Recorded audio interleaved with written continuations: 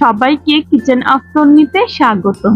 আজ আমার রেসিপি হচ্ছে পাউরুটির টিক্কি, যা কিন্তু খুব সহজেই আপনারা তৈরি করে ফেলতে পারবেন। তো এজন্য আমাদের উপকরণগুলো লাগবে: আলু সেদ্ধ, ডিম আমি সেদ্ধ করে গ্রেট করে নিয়েছি, জিরে গুঁড়ো, আদা বাটা, লবণ, চাট মশলা, ধনে গুঁড়ো, মরিচ গুঁড়ো, আটা, পাউরুটি, পেঁয়াজ ও মরিচ কুচি এবং বেসন। প্রথমে আমি একটি প্যানে কিছুটা তেল দিয়ে দিচ্ছি। তেলটা হালকা গরম হয়ে আসলে আমি এতে পেঁয়াজ এবং মরিচ কুচিগুলো দিয়ে দিচ্ছি। দিয়ে এগুলো আমি ভালোভাবে ভেজে নেব। একটু সময় নিয়ে ভালোভাবে ভেজে দিতে হবে। তো এগুলো আমার ভালোভাবে ভেজে নেওয়া হয়ে গেলে সব রকমের মশলা আমি 1 চা চামচ করে দিয়ে দিচ্ছি। এখন এটা ভালোভাবে ভেজে নিতে হবে। অনেকক্ষণ সময় নিয়ে মশলাটা ভালোভাবে ভাজতে হবে, যেন মশলার কাঁচা কোনো গন্ধ না থাকে। তো দেখতেই পাচ্ছেন মশলার কালারটা কিন্তু চেঞ্জ হয়ে আসছে। তো এখন আমি এতে আলু সিদ্ধ এবং গ্রেট করা ডিম দিয়ে দেব এবং ভালোভাবে মিশিয়ে নেব। তো ডিম আর আলু সিদ্ধটা দেওয়ার পর আরো কিছুক্ষণ সময় নিয়ে এটা একটু ভেজে নিতে হবে। তো ডিমটা কিন্তু আপনারা গ্রেট করে দেওয়ার চেষ্টা করবেন, তাহলে এরকম সুন্দর দেখা যায় আর কি।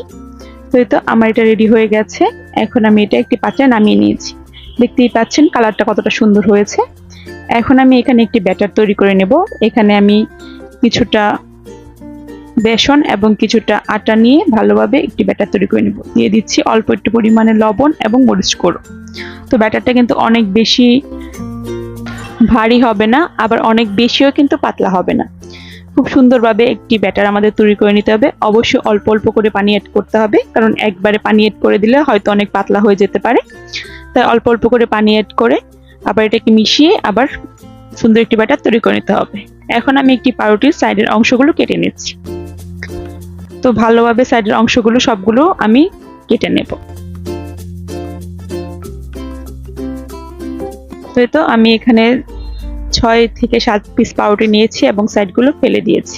এখন আমি পাউরুটিটা পানিতে চুবিয়ে ভালোভাবে এক্সট্রা জলটা চেপে ফেলে দিয়ে এটার ভিতর পুরটা দিয়ে ভালোভাবে মুখটা বন্ধ করে দিচ্ছি এবং এটি একটি টিক্কির মতো শেপ দিয়ে দিচ্ছি। তো দেখতেই পেলেন কতটা সহজে। আমি আরেকটা দেখিয়ে দিচ্ছি। ভালোভাবে জলটা চেপে ফেলে দিয়ে ভিতরে এটা ঢুকানোর পর একটি টিক্কির মতো আমি শেপ দিয়ে দেব। মুখটা ভালো করে বন্ধ করে দিতে হবে। তো এইভাবে আমার সবগুলো বানানো হয়ে গেছে। এখন আমি চলে যাচ্ছি চুলায় একটু তেল গরম করতে দিয়ে দিয়েছি এবং সেই টিক্কিগুলোকে ওই মিশ্রণটাতে ডুবিয়ে সরাসরি আমি তেলে ভেজে নিচ্ছি। তো অবশ্যই মিশ্রণটাতে ডুবানোর সাথে সাথে আপনারা তেলে ছেড়ে দেবেন। আর এটা কিন্তু অনেক লো কিংবা অনেক মিডিয়ামে ভাজলে হবে না, মোটামুটি মিডিয়াম টু হাই হিটে রেখেই ভাজতে হবে, নয়তো পাউরুটির ভিতরে কিন্তু তেল ঢুকে যাবে, তখন এটা খেতে একটু ভালো লাগবে না।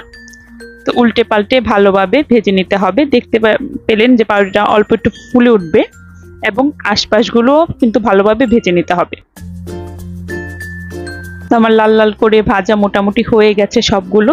এখন আমি একে একে তেল ঝরিয়ে এটাকে নামিয়ে নিচ্ছি।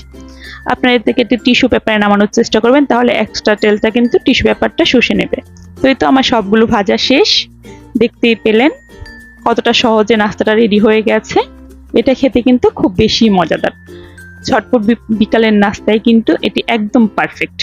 আমি একটু ভেঙে দেখিয়ে দিচ্ছি। তো দেখেন ভিতরটা কতটা পারফেক্ট হয়েছে। এটা খেতে কিন্তু অনেক বেশি মজাদার। তো অবশ্যই এটা বাসায় আপনারা একদিন ট্রাই করবেন, আর সস দিয়ে অবশ্যই খাবেন, তাহলে মজাটা আরো বেশি পাবেন। তো থ্যাঙ্কস ফর ওয়াচিং।